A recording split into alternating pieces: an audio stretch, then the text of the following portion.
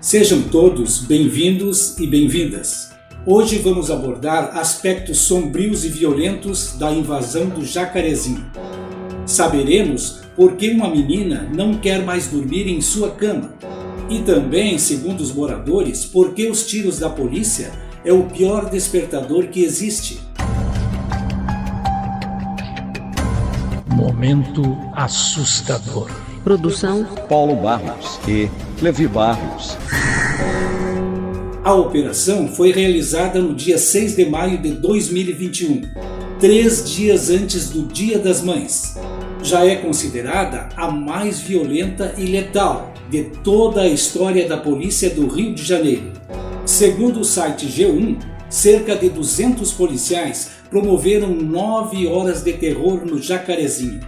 Fortemente armados, eles atiraram em pessoas e em casas, exatamente num horário em que pais e mães de família estavam indo trabalhar, e também num horário em que muitas crianças e adolescentes estavam indo para a escola.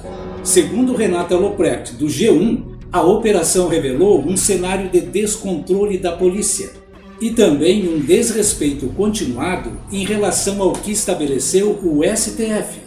Ele havia limitado esse tipo de incursão devido às crescentes mortes causadas pelos policiais. Para se ter uma ideia, em 2019, a polícia provocou 1.643 mortes nas favelas do Rio. De cada 100, 86 eram de pessoas negras. Ou seja, de cada 10, quase 9 eram negros. O Jacarezinho é uma favela que possui cerca de 37 mil habitantes. É uma cidade dentro da grande cidade do Rio.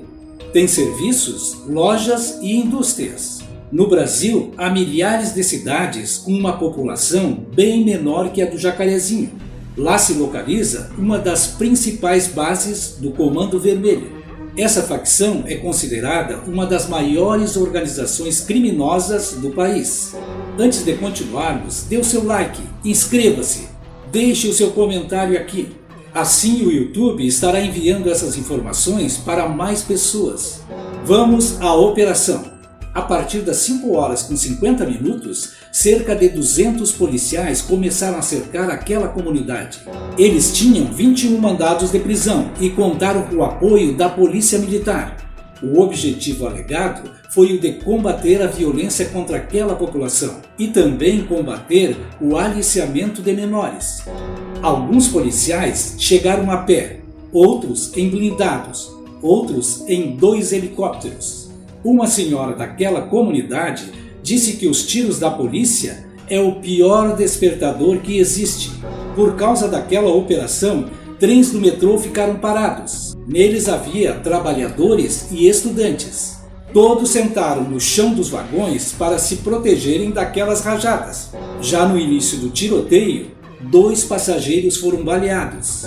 Às 6h50, um delegado e um inspetor saíram de uma das viaturas. Foram retirar uma barricada. O inspetor era André Frias. Ele foi baleado, levado para o hospital e morreu. Por volta das 7 horas, um ajudante de pedreiro saiu de casa para comprar pão. Seu nome era Jonas do Carmo dos Santos. Segundo moradores, ele se assustou e correu por causa da quantidade de policiais fortemente armados. Foi atingido antes de chegar à padaria. Baleado, pediu ajuda, mas foi executado sem a menor piedade. A família disse que ele implorou para não morrer. Ele tinha um filho. Carlos Bolsonaro postou um tweet debochando da infelicidade do servente de pedreiro. Na foto, ele colocou pães de padaria misturados com muitas armas e munições. Nas próximas eleições, os eleitores devem pensar muito bem antes de votar para vereador, deputado, senador e presidente. Voltemos agora à operação.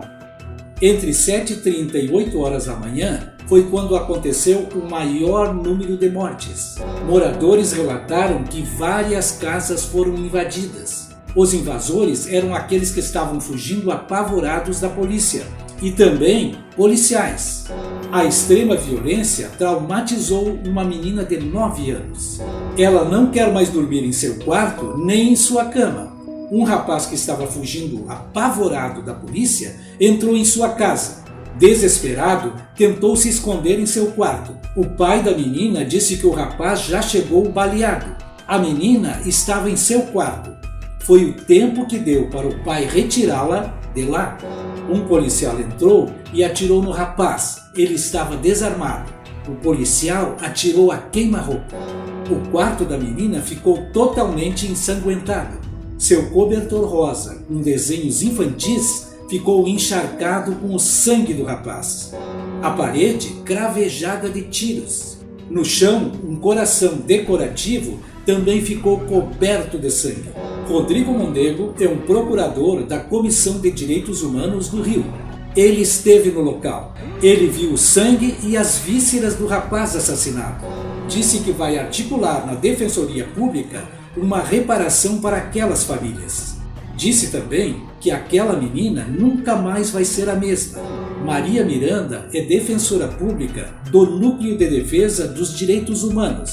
Ela disse: o primeiro choque que tivemos foi ver a quantidade de sangue nas ruas. Na primeira casa em que chegamos, a família foi tirada para fora. Morreram 2 rapazes naquela sala. Ela estava repleta de sangue e com partes dos corpos. Parecia ser massa encefálica. Na segunda casa, havia uma criança de 9 anos. Um rapaz foi executado no quarto dela. A família viu a execução. A menina está traumatizada. Nesses casos, provavelmente ocorreram execuções. Houve relatos de violações de domicílios e de mortes neles também. Nós vimos muitas portas e muros cravejados de balas. Aquela operação se estendeu até às 4 horas da tarde. Parentes relataram que aquelas pessoas mortas tinham cortes de facas pelo corpo. Acusaram os agentes de terem desferido facadas nas vítimas. As vítimas foram arrastadas, já mortas, de dentro das casas. Houve vários indícios de execuções. Os mortos foram colocados em sacos plásticos e levados embora.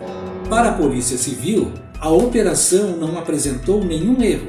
A ação foi feita com inteligência e sob uma coleta de dados por mais de 10 meses. Para Rodrigo Oliveira, o coordenador da operação, não é razoável supor que as crianças sejam aliciadas pelo tráfico.